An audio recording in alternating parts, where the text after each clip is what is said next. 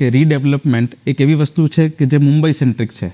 જ્યાં જૂની બિલ્ડિંગ્સ ઘણી બધી છે મુંબઈમાં અને જે ડિલેપિટેટેડ એટલે કે જે જર્જરિત થઈ રહી છે અને એમને ડેવલપ કરવા માટે થઈને આપણે એક પ્રાઇવેટ પાર્ટીઝ એટલે કે જેને ડેવલપર્સ આપણે કહીએ છીએ, બિલ્ડર્સ કહીએ, એમનો સહયોગ બહુ જરૂરી હોય છે.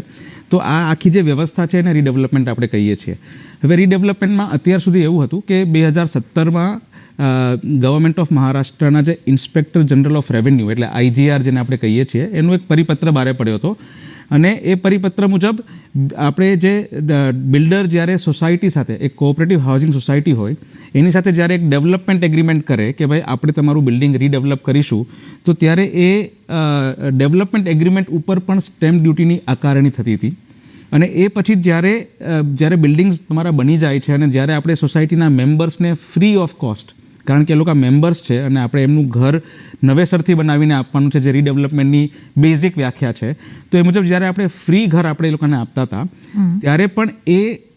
ફ્રી ઘર ઉપર પણ સરકાર સ્ટેમ્પ ડ્યુટીની આકારણી કરતી હતી સેલ પ્રાઇસ ઉપર.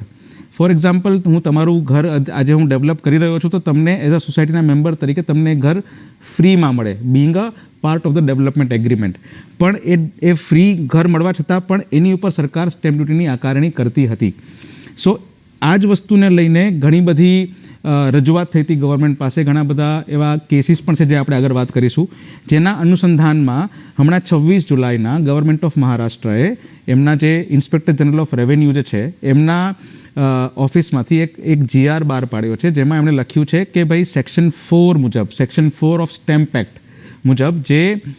₹100 સ્ટેમ્પ ડ્યુટી લાગવી જોઈએ કે જ્યાં ઘર ફ્રીમાં આપવામાં આવે છે સોસાયટીના મેમ્બરને ડેવલપમેન્ટ એગ્રીમેન્ટ ઉપર સ્ટેમ્પ ડ્યુટી ભર્યા પછી, તો એવા કેસીસમાં જ્યાં ફ્રી ઘર આપવામાં આવતું હશે એની ઉપર સેલ વેલ્યુ ઉપર સ્ટેમ્પ ડ્યુટીની આકારણી નહીં થાય, પણ ₹100ના બેઝિક ભાવ ઉપર એની સ્ટેમ્પ ડ્યુટી લેવાશે.